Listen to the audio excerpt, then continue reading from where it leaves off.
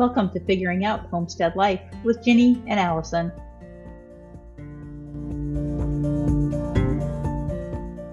Welcome to Figuring Out Homestead Life with Ginny and Allison.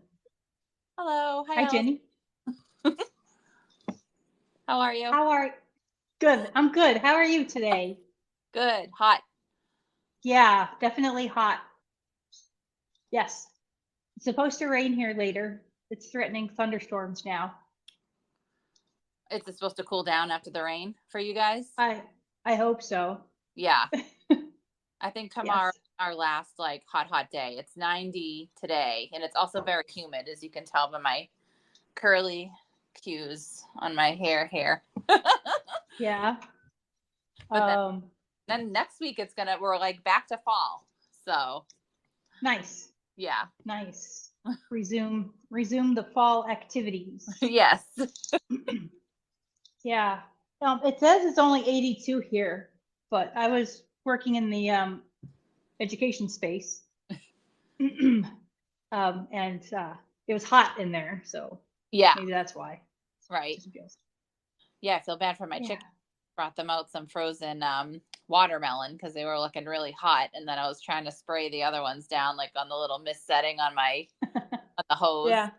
Which they seem to like it after, like they all like ran onto the wet grass. So Okay. I think they appreciated it after they weren't actively getting sprayed. Yeah, I don't think they like rain. No, they didn't seem to enjoy that. I was like, no, you're hot, you need it, come on. They're like, get away from us, lady. Yeah. What have you been up to this week? Well, we had a very exciting past weekend. So we did process our first batch of our meat chickens. And Yay! Yeah, it went as good as it could have gone. So that was really good. So we did learn some things we're going to try to do differently this next round, but like it went very well. So it's happy. Cool. How about Very you? cool. So we processed 6 out of 21 chickens or turkeys,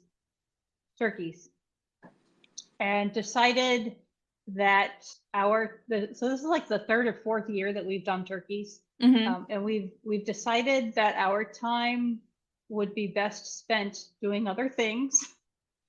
So we've made an appointment with the Amish processor. Oh. And they will be going to the Amish processor October 3rd. Oh, okay. So the rest of them. Yep. Yeah. Because is that like way more labor intensive than the chickens? They're too big to fit in the plucker. Yeah. So it is plucking every single one by hand, as you know, good times. But turkeys, it was just, they're so big. Besides the plucking and just the handling of them, I mean, Well, because they're like 20 something pounds compared to like a 7 to 12-pound chicken. So that is a big. Yes. Yes. So next year we're not doing as many turkeys, and this year the rest of them are going to the Amish processor. Mm-hmm. We just have to get them there. So. Well, so what's the turnaround time to get them back from them? Like pretty quick or? 2 hours. Oh, okay. Well, that's pretty quick. Yeah, it took us 2 hours to process. It took us more than 2 hours to process 6 turkeys. So yeah, they're going to do 15 in 2 hours. Right. Yeah. They have, Randy was saying they have like a whole line of people that just. Right. Everyone has their job and it's just like a little assembly line. Yes, that's the word. Assembly line. Yeah. So this week was also my last week with one of our granddaughters because she started school today. Preschool. Pre-K. She started pre-K today. I'm excited for her. Was she excited or was she nervous? I think she's more nervous than she was letting on. Because when we were talking about it, she was like, she didn't want to go. And and I think she's excited about it and nervous and scared. And Yeah. she's riding the bus, so Oh, she's always loved watching school buses, and now she gets to ride one. I'm sure the novelty will wear off there. right. Yeah, it's not very fun riding a school bus. No, no. Yeah, we had the propane installed for the oven in the education space. So that oven is up and running. We received the sink for that space, and the sink came dented. So Oh, we're waiting for the replacement sink, and then we can pour the concrete countertops. yep. Randy's off this week, so it's like checking things off the list, getting things done. We were also processing turkeys. So Yeah. so one of my friends from the Coast Guard, Bill, came up. His wife is my bestie. She's my best friend. He came up from Cape May to help process the turkeys, and then he and Randy recited 2 sides of the cabin in the woods. Oh, wow. And it looks amazing. Cool. Amazing. So we're gonna kind of reconfigure the front of it so that it has bunk beds. Like half of the deck will be gone, and that space will be bunk beds. Oh, okay. That'll be nice. Yeah. Awesome. Yeah. Yeah. Yeah. Fun stuff. So, yeah, I saw your YouTube video, your elderberry and your garlic, your honey garlic. That sounds so good. I was just thinking how good that would be on chicken. Yeah, I was talking to my sister about it because she's like, I want you to make me some. I'm like, you can make it. It's easy. It's honey and garlic. But I was like, yeah, imagine it on like chicken wings. That would just be like so good. Yeah. Yes. I loved your video. I hope I don't get sick so I can just like eat the honey garlic like for no reason. Just to enjoy fun stuff. Just to enjoy it. Yeah. That would be lovely. What else? What else? Oh, I liked your get cracking. I know. Gotta get cracking. Stuff. I'm like, who am I? What is happening? And after, I'm like, oh my god. And then you held up your pot. Yeah. And then you held up your masher. I loved it. I thought it was great. The real Ginny. Oh my gosh! Like on the internet. Yeah. Hey, so sorry that last week's video got kind of screwed up. Oh. I think I know what happened. Okay. It did not get saved properly. Oh. And then I couldn't find it, and the Zoom didn't actually save it in the meetings, because usually it's saved in the meeting, and it wasn't there. That's okay. I did post it. I posted the audio with some pictures. Oh, okay. Cool. But I posted it late. Technology. So. I'm over 50. I'm technologically challenged. I am too. I'm like, I feel like I don't want to learn technology. I have no patience for it. Someone at work on Monday or whenever I was there in the office, they were like, no, you're techie, right? I was like, no. Like, do not come to me with your technical difficulties. So it's funny because I am my parents' tech support. Yeah. So they'll call me with questions, and they were driving a rental car to Tucson yesterday from Albuquerque, and they're like, so how do we hook up Apple Play in the rental? And I'm like, I have no idea. I just plug my phone in and it works. Right. But I also have the Chevy app on my phone. So it's like if they're driving a Ford, and I was like, I don't know if you have to download the app or if you could just plug it in. And they just plugged it in and it worked. Yeah. It's like, I'm a genius. All right. Well, do we want to get into our topic of the day? I think we do. Okay. And I'm trying to figure out, can you hear me pretty well? I believe so. Yeah. Okay. Can you not hear me? I can hear you very well, and I just wanted to make sure. Yeah. So the headphones are connected. It should be, everything should be good. Okay. So the topic this week is dealing with loss, injuries, and the unexpected on the homestead. Yes. Which could be a difficult topic maybe for some people to hear about. I'm not sure. So Yeah, we'll see. it could be. Depends on the circumstances. um, so for us, we have dealt with a lot of a fair share of losses on the homestead. We've had our fair share of injuries on the homestead, and lots of unexpected things. I don't know if you want to go into anything specific in any type of order. Yeah, I mean, I guess I do have a couple things. I mean, I don't have as much experience, of course, as you, because we are, newer to this. So Yeah. we haven't had we only have, not as many variety of animals as you, of course. But yeah, I do have some certain specific, events I was going to talk about. So do you want me to just kind of talk about one and share like what I learned from it, or Yeah. like? Yeah. Talk about one. See. Okay. Well, the first thing I can remember happening was, this is our second, will be our second winter with our chickens, with our laying chickens. So last winter, of course, it was the first one. So I didn't, you only can really know so much from like reading and, even Yeah. like watching videos or whatever. Like unfortunately, it's like really hands-on, like the most learning that you get. So we have no electricity out in our coop. So I have no like way to keep the water from unfreezing other than just like breaking the ice in the Yeah. water. So I was using like a big rubber black shallow-ish bowl, because you can bang it and whatever, it won't break. Yeah. Flexible. Like So the kind you get from the feed store. yes, yeah, you get them from Okay. the Yeah. store. Kind of like a big dog dish, is like what, but rubber, so it's flexible.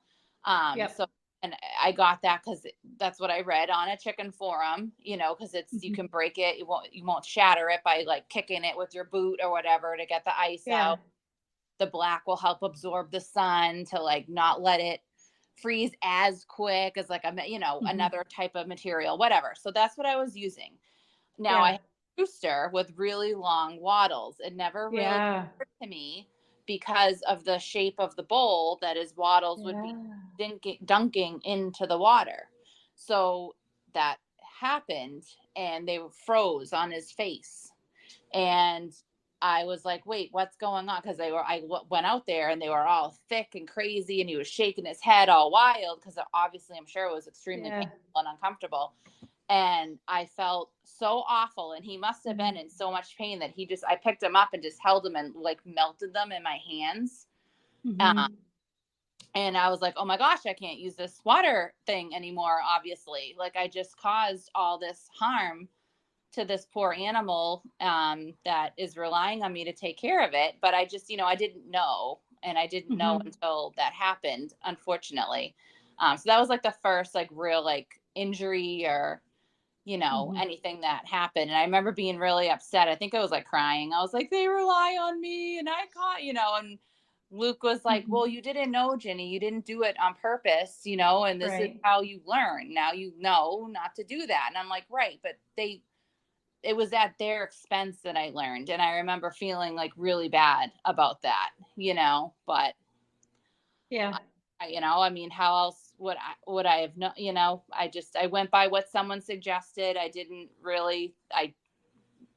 have the foresight to think about all the consequences of, so that was my first like real experience, like with a, farm type of animal. So, Yeah. That's it's funny because we have those black round.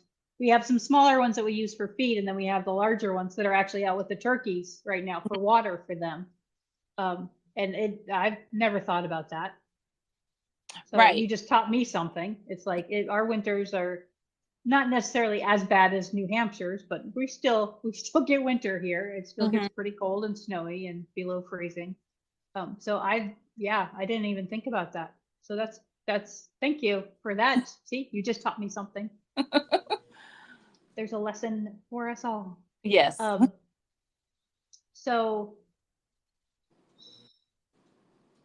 trying to think, we've had issues with chickens. Not necessarily an injury. Well, yeah, we've had some injuries. We had a duck.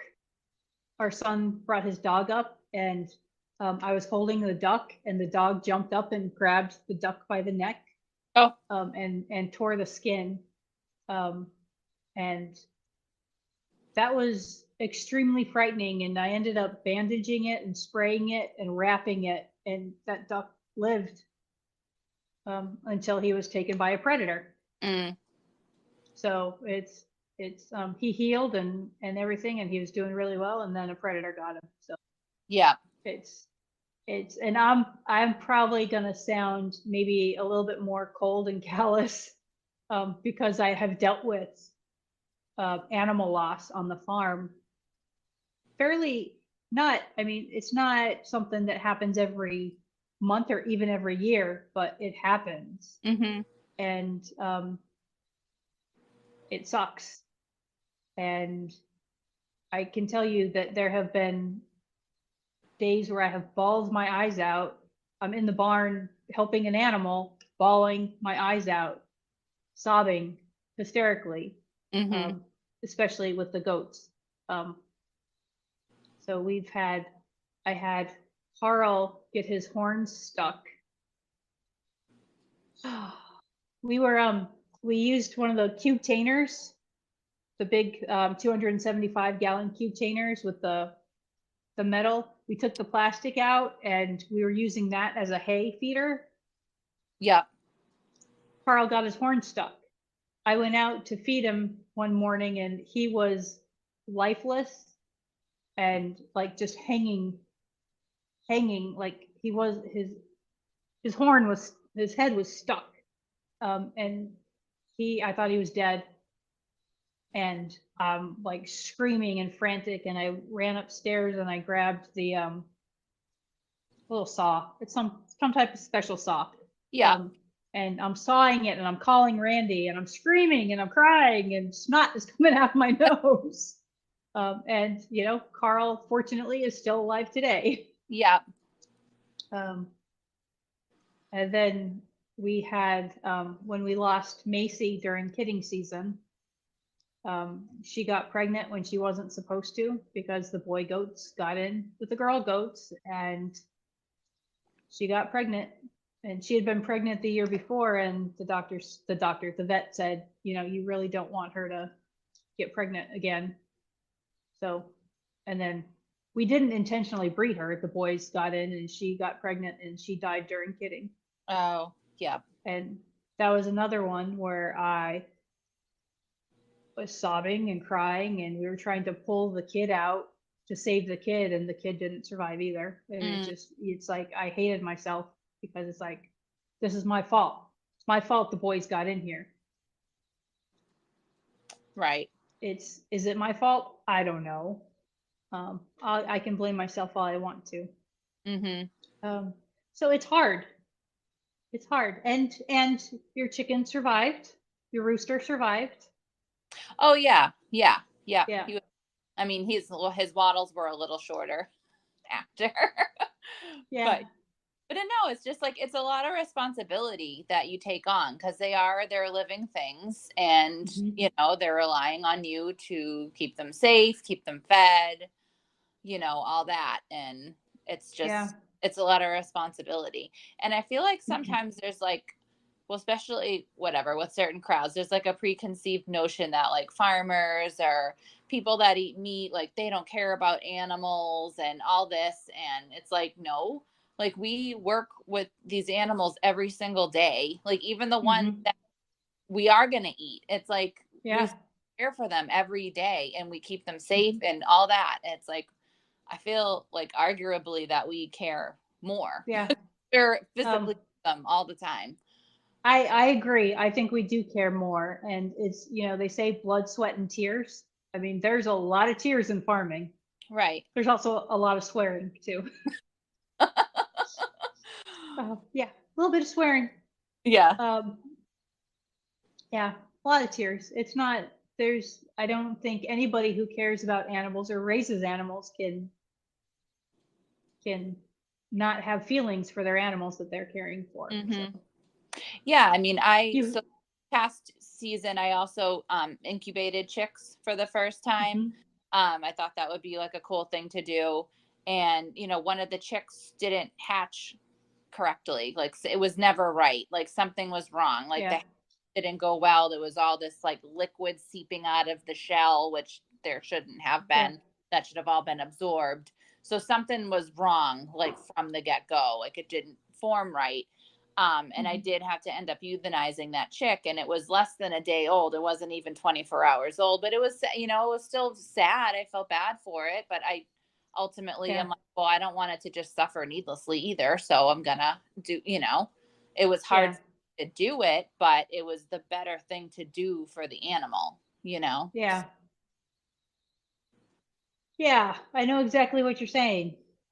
We have a goat right now that is not doing well, um, and she's having trouble as she's walking.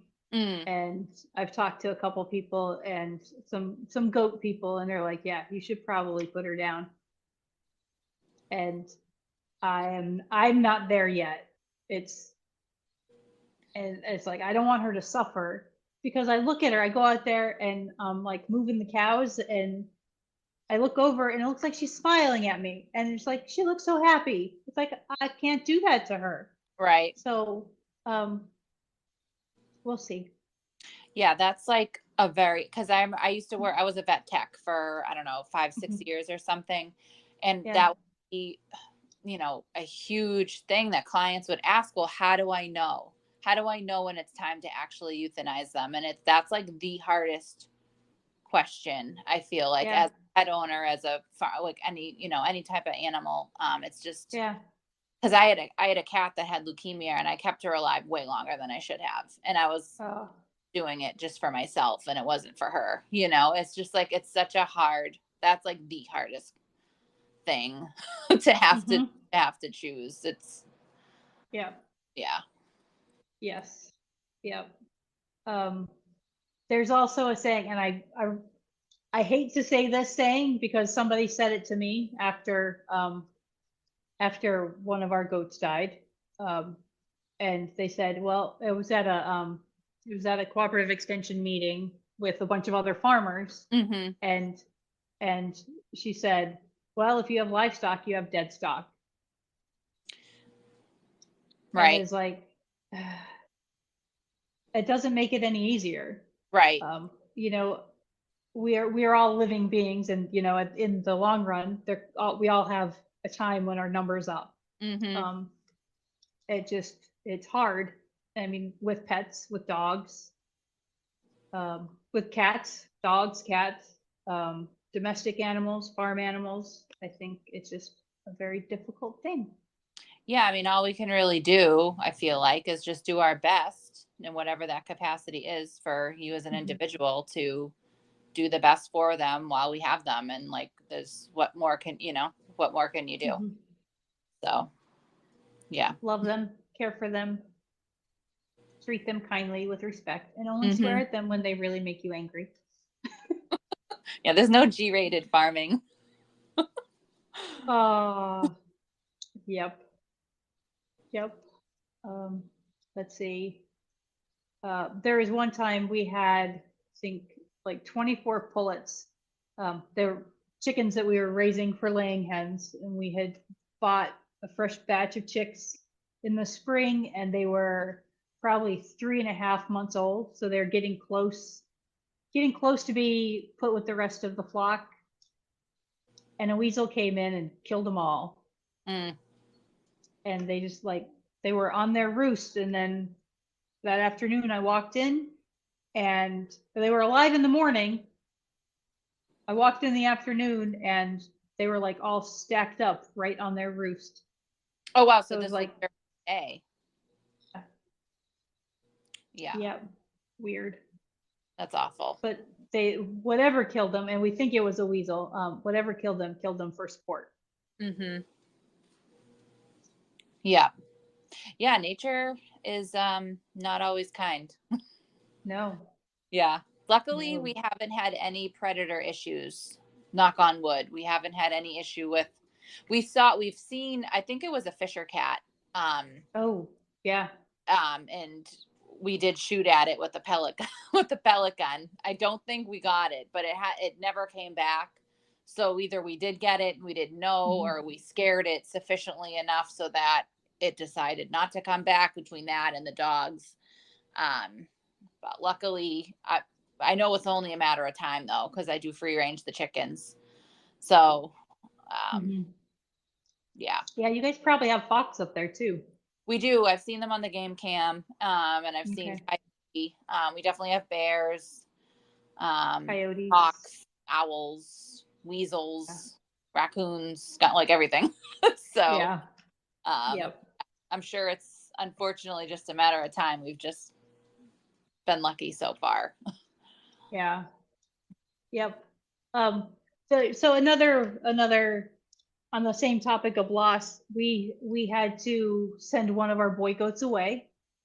Um, it was this winter. I was out there feeding. He was in with the girls. He was one of our bucks. He was in with the girls, and I was feeding him. I mean, he was born here. He was raised here. He knew who I was. But all of a sudden, he just said, "Nope, you're a threat," and he tried to kill me. Mm, And it's like, how do you know he was trying to kill you?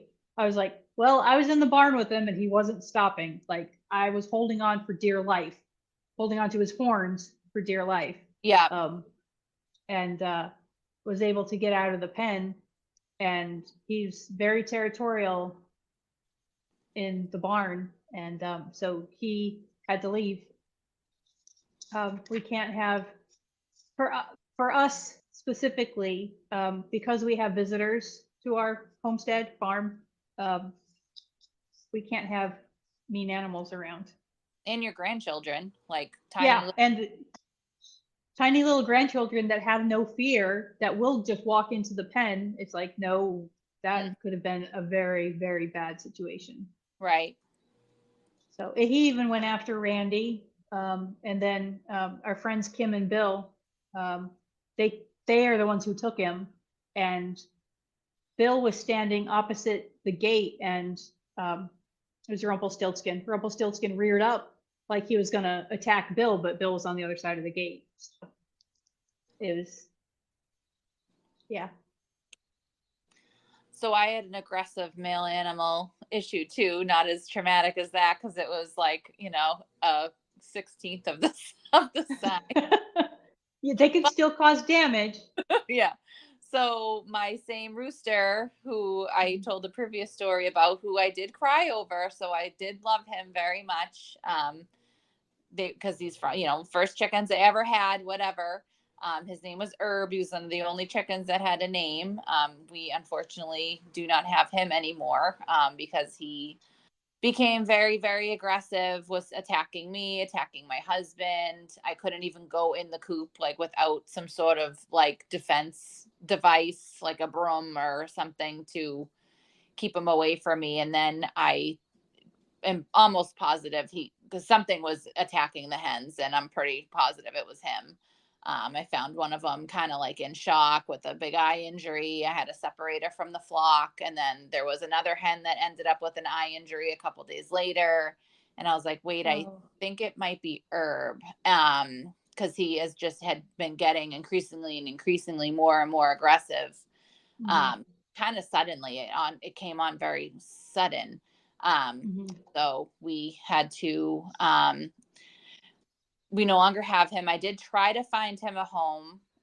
But then even as I was thinking about it, I'm glad no one took him because he would have just done the same thing at their property, I'm sure. Mm-hmm. And I don't know how they would have ended up dealing with it. And I know the way that I did. And we did end up having to, like, whatever term you want to use, cull him or euthanize him, whatever terminology. It's all the same. Yeah. But I did do it, as quickly and kindly and, with loving compassion as I could have. And I'm not sure if someone else would have done the same thing, especially with a mean rooster. People don't always No. care much about them. So, Yeah. again, I did the best thing I could for the whole flock and for us. And yeah, and it was really, really hard to do that, but it was for the Yeah. greater good of the whole flock, so. And for your safety and Luke's safety as well. Right. And we do have our Um, nephews that come over, and I'd be like, don't go up there. They're loose. Like, so. yeah. Yeah. Yes. We had a aggressive rooster. Unfortunately, there's a breeder in our area that the rooster was a black copper Moran, gorgeous, gorgeous rooster, but he was meaner than anything, and um, I was able to rehome him to that guy. Hmm. Um, but otherwise, he would have been euthanized, putting Yeah. it nicely. Well, and people were like, Yeah. oh, you should have eaten him. You could have made him into soup. And I'm like, I guess I could have, but like he was more like a pet. Like, I'm Yeah. like, I don't know. I didn't want, I'm like, no, I don't think we're going to do Yeah. so. No. Mm, no. Um, let's see.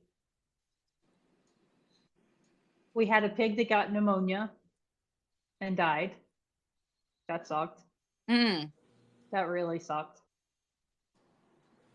Yeah. Um, so we've had chickens attacked by predators, goats either get their head stuck or their leg stuck, or um, bad kittings or kidding when they weren't supposed to be pregnant. Mm-hmm. Pigs with pneumonia. Our very, very first go around with calves was a very traumatic experience. The calves were bought with all good intentions and love in the person's heart. They were a Christmas gift for us that we found out about before Christmas because I don't want to make anybody feel bad. Yeah. So they were bought in winter. They were bull calves purchased in winter, transported in winter, and the calves all ended up sick long before they got to us. And um, we received them one evening and um, called our vet, and tried to get them help. And we watched them basically die for a week. And that was the worst. No, I want to say that was the worst experience. But then we have Macy. When Macy died, that was like quite traumatic. Right. But yeah, there was a lot of family drama also happening at the same time with the calves, and it was just, Didn't help. it was like, did not help. Right. And people are like, why aren't you responding? And it's like, because we're trying to nurse calves back to health, and I don't have time for drama. Right. Right. So Yeah. yeah. And Randy took that loss really hard with the calves. Mm-hmm. And it's interesting because a lot of people are like, men are tough and put on this brave front, and most of them care about the animals just as much as women do. Um, and they take losses just as hard, and they cry real tears over losses, and then we all just carry on. Yep. I mean, what else can you do, Yeah. Learn from situations, and yeah. Right. And I did want to mention too, like, loss can include other things sometimes that isn't like a living, like your garden and stuff like that. Like Uh-huh. things go wrong, like Yeah. in other areas of the homestead that, Mhm. of course you're not as upset because it's not like an animal, but it can still be Mhm. upsetting, if you Yeah, yeah. growing this plant since like March, and then you put it outside in, May, and then some creature comes along and eats it all. It's like, what the heck? Like, I just spent all this stupid time on this. Or you plant 200 Christmas trees only for the goats to eat them all. Right. Yeah. So that was painful. Yeah, that's a huge bummer. Yeah. So yeah, there are different things Yeah. that or you could lose a building, a tree could fall on. So, there's all sorts of things that unexpected loss wise. But fires. Yeah, I mean, but I think we just have to keep the bigger picture in mind and just know that there's still other things relying on us. So we can't just, crawl off into a corner somewhere. No matter how much we want to. Right. And I did find a scripture. It's Psalm 34:18. For people dealing with loss, it says, "The Lord is close to the brokenhearted and save those who are crushed in spirit." And I'm sure anyone who has done any kind of care of animals or land has felt crushed in spirit at times, but yeah, there's hope. There is hope. There is hope. That psalm reminded me of I don't know if you guys are having this issue, but we have a lot of trees that are dying. Oh, there may be in New Hampshire in general, but not that I know. Like here, well, there's like an ash borer beetle that's doing destruction. So the emerald ash borer, there's the I'm going to call it the gypsy moth, but they renamed it because the gypsy moth was offensive to some people. And then there's the spotted lanternfly, which is devastating to crops and trees. There's some an algaeoid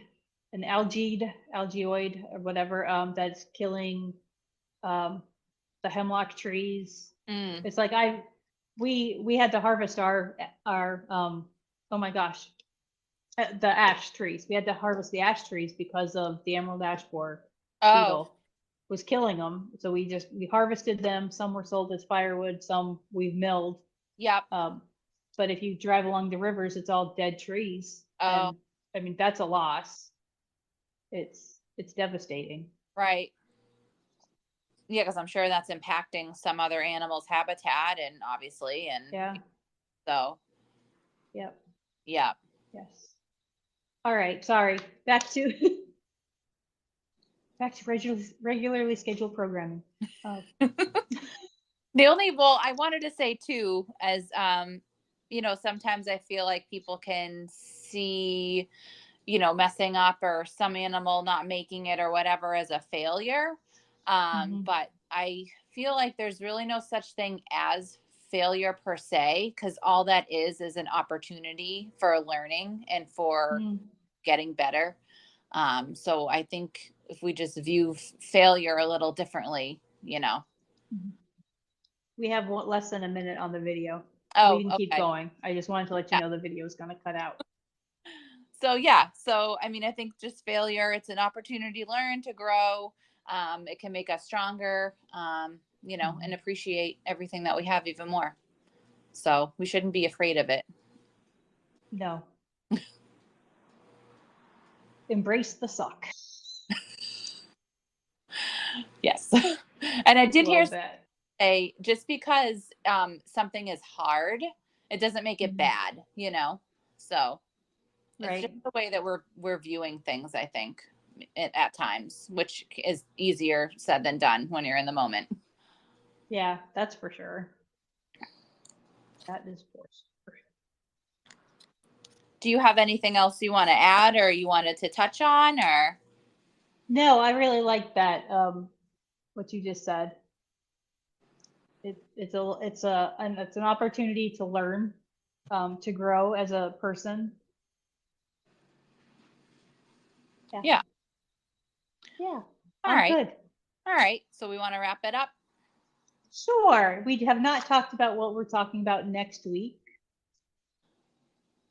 We can talk about that offline. Okay. All right. So to be announced, to be determined.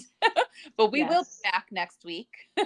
And we thank Yes. you for joining us this week. If you did enjoy, if you wouldn't mind giving us a thumbs up, a comment, that would be lovely. You could also find us on Instagram at Figuring Out Homestead Life. You can find Allison on Instagram at Zig and Vine Homestead. You can also watch the video version of the podcast on her YouTube, Zig and Vine Homestead, or you can find me on Instagram or on YouTube at Mrs. White Homemade Life. And we thank you very much for listening.